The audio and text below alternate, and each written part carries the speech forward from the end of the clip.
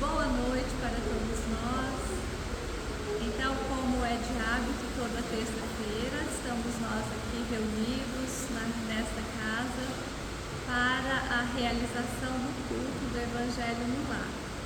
Então, é uma oportunidade que nós temos para fazer algumas reflexões em torno do Evangelho de Jesus. Então, nós vamos fazer a nossa oração para que possamos mais prontamente estabelecermos essa conexão com a espiritualidade. Então, elevemos os nossos pensamentos ao Pai Criador, ao Mestre Jesus, aos Espíritos amigos, benfeitores queridos, aqueles que assistem a esta casa e a cada um de nós que venhamos a participar deste momento de reflexão em torno dos ensinamentos do nosso Mestre Jesus. Que cada um que esteja presenciando neste momento possa receber as energias reconfortantes, balsamizadoras, que possam se sentir acolhidos, amparados pelo nosso Mestre Jesus. Então, Senhor Jesus, ampare-nos, abençoe-nos, que assim seja. Nós vamos, caso alguém queira, já colocar um copo com água para a fluidificação, pode ser interessante, né? Nós vamos conversar um pouco, então, sobre um capítulo, um trechinho do capítulo do Evangelho, é o capítulo 4. Eu escolhi um tema do capítulo 4, que é intitulado Ninguém pode ver o reino de Deus se não nascer de novo, porque nós estivemos aí vivenciando esses momentos de Páscoa, de Semana Santa, embora a doutrina espírita não tenha como regra, como prática, a comemoração desses eventos, porém, nós temos também algumas reflexões em torno desse tema. Então, eu escolhi ressurreição e reencarnação.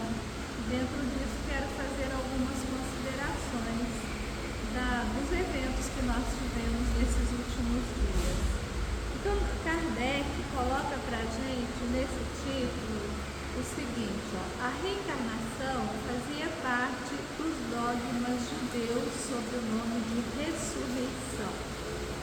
Então, aqui a gente já começa a refletir, à luz da doutrina espírita, à luz dos ensinamentos dos espíritos, o que representa para nós essas situações de ressurreição e de reencarnação.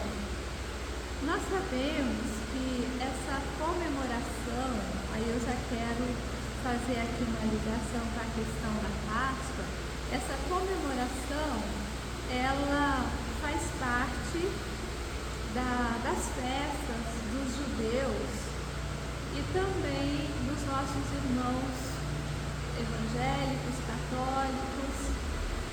Como que seria essa comemoração? O que representa? A Páscoa, para os nossos irmãos do judaísmo, ela remonta à saída do povo hebreu do Egito, após aquela 10ª praga que aconteceria a morte do primogênito.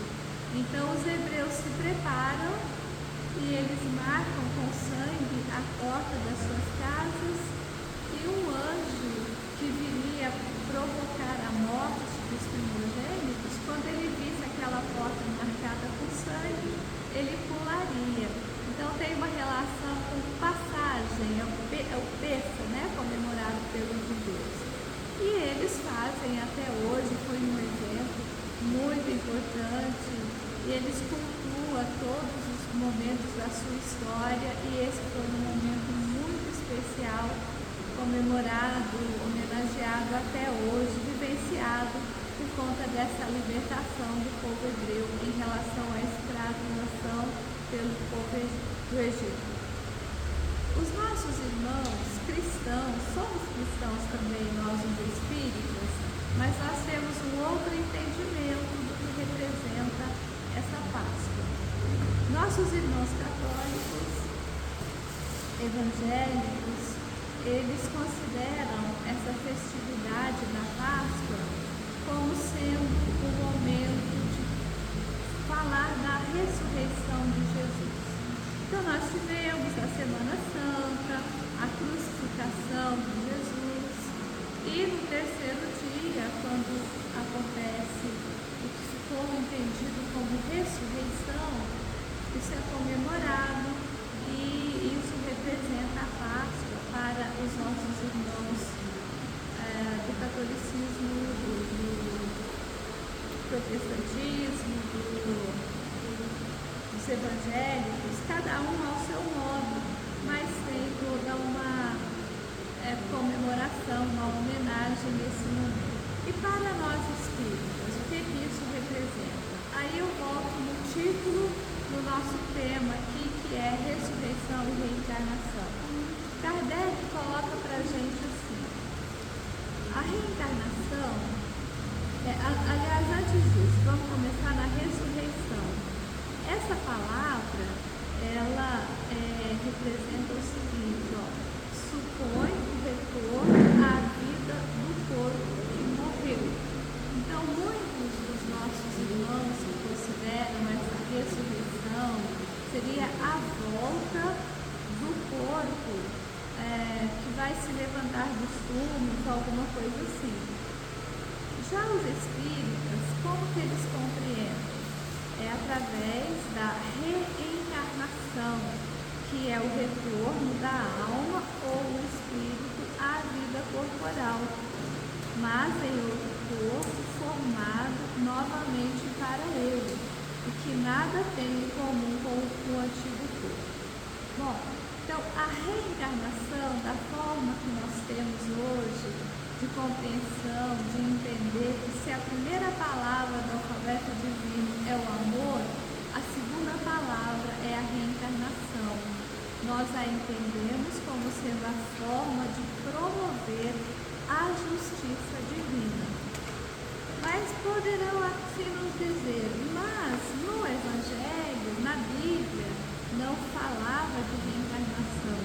Na verdade, com essa expressão, não.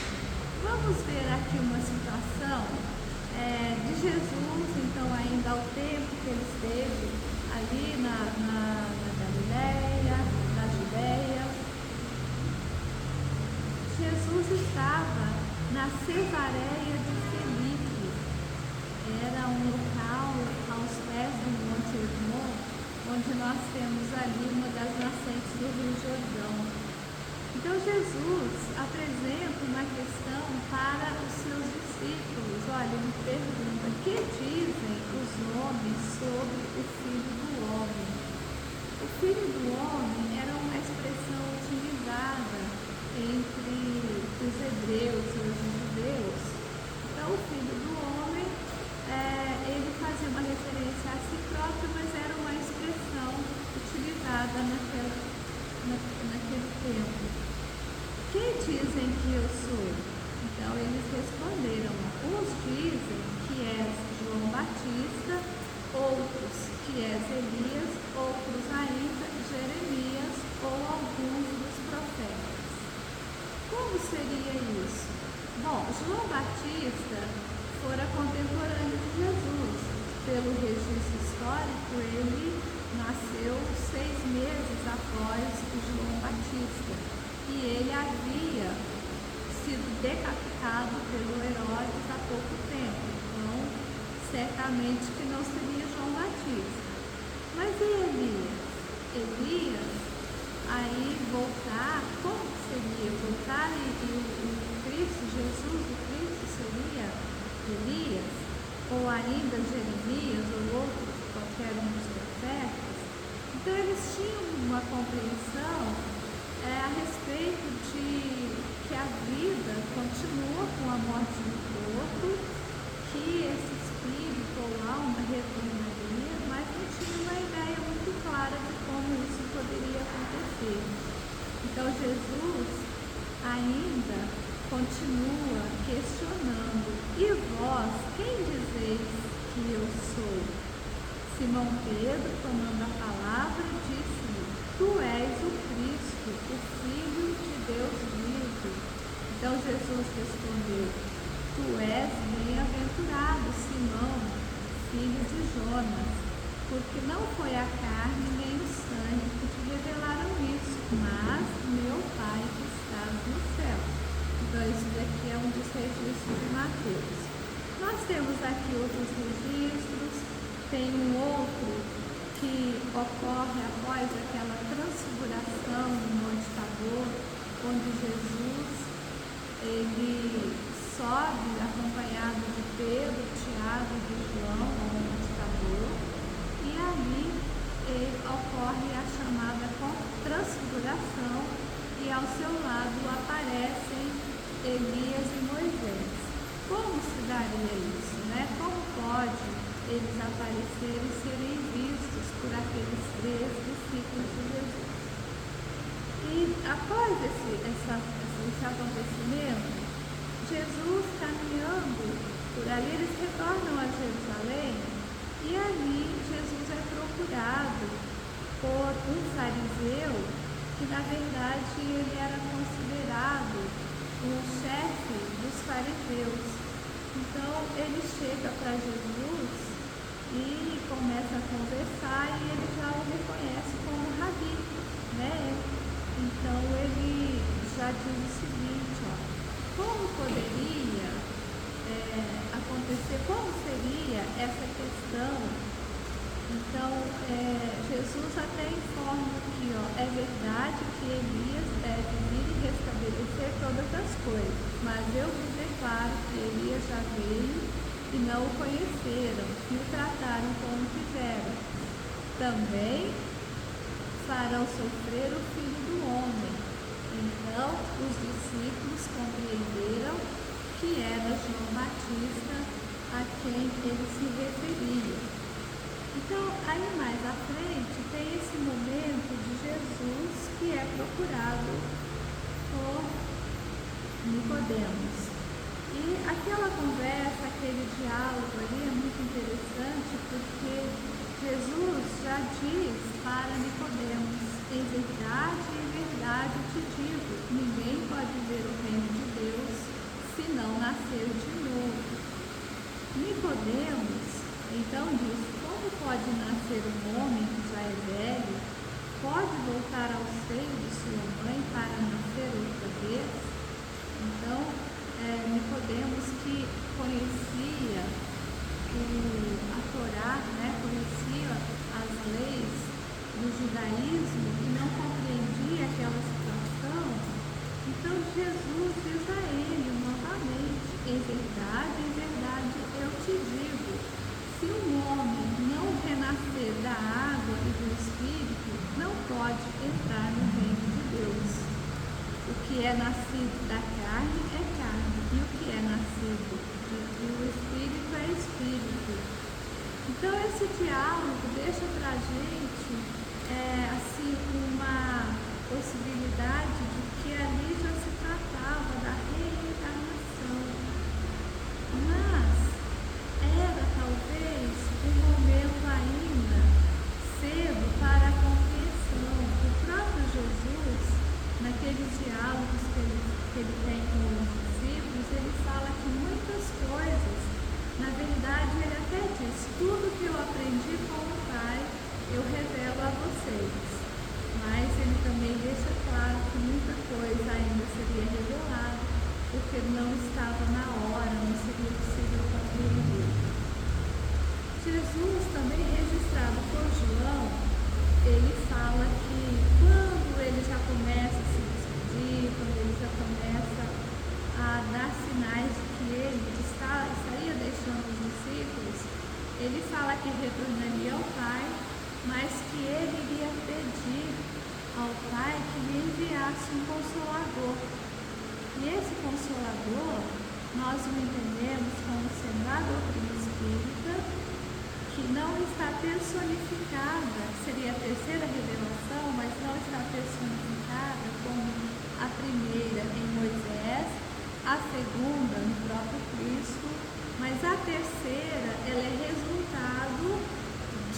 informações recolhidas por Allan Kardec para nos esclarecer uma série de questões sobre a vida espiritual. Então, através da doutrina espírita, nós temos esse entendimento de que nós somos seres espirituais, que a nossa verdadeira casa, a nossa verdadeira morada é no plano espiritual, porém nós passamos por experiências na carne como possibilidades de crescimento, de evolução. Nós já sabemos, espíritos criados simples e ignorantes, mas com toda uma ferramenta, todos os recursos para que possamos promover a nossa evolução. Então, nesses momentos de comemoração da Páscoa, por exemplo, o que representa para nós? Representa, sim, essas reflexões importantes sobre a compreensão da nossa vida, a compreensão do nosso autoconhecimento, da nossa relação com o Pai Criador. Isso é um processo nosso de evolução e de crescimento. Então, nesse capítulo, que tem como título Ninguém pode ver o reino de Deus se não nascer de novo, nós compreendemos assim: através das inúmeras oportunidades de reencarnação, nós vamos nos depurando. Quando estamos ainda impregnados, estamos muito cheios de vícios, mas nós vamos deixando os vícios e vamos adquirindo as virtudes também. E Jesus, que ele aceitou esse título de mestre, ele nos deixou os ensinamentos que são necessários, ele deixou, digamos assim, os conhecimentos que nós devemos adquirir para alcançarmos essa nossa evolução, pois o Pai Criador se nos criou simples e ignorantes, mas ele estabeleceu uma meta, e essa meta é de que nós nos tornemos perfeitos, naturalmente que não ao nível do próprio Criador, mas que tem uma possibilidade de crescimento, de evolução, até que nos tornemos espíritos puros. E espíritos puros estaríamos já numa condição de nada mais ter que depurar. Então, não precisaríamos mais de reencarnar. Então, essa lição, ela vem nos esclarecer bem nesse sentido de que podemos, na verdade, Jesus assegurou, quando ele fala que João Batista era o Elias que há de vir. Então, como que se daria esse processo? Hoje, se nós consultarmos a ciência, certamente que vamos perceber que não é possível, depois da morte do corpo físico, da decomposição, a célula já não tem mais vigor, não é mais animada pelo fluido universal, realmente não tem como esse corpo ser restaurado. Mas pela reencarnação nós poderemos sim ter inúmeras oportunidades, inúmeras existências e assim irmos nos depurando. Então Jesus, nesse diálogo com Nicodemos, ele até questiona, pois Nicodemos era conhecedor da lei, como que ele não sabia daquelas coisas, Então essa ideia de que João Batista era Elias e que os profetas poderiam reviver na terra encontra-se em muitas passagens dos evangelhos. Então, se a gente for levantar aqui várias oportunidades, nós vamos ter sinais que isso pode acontecer. Aí alguém pode dizer, mas é o Espiritismo que vem trazer essa questão da reencarnação. Na verdade, Kardec, sendo pedagogo que foi, tendo uma habilidade extraordinária de receber as informações dos Espíritos,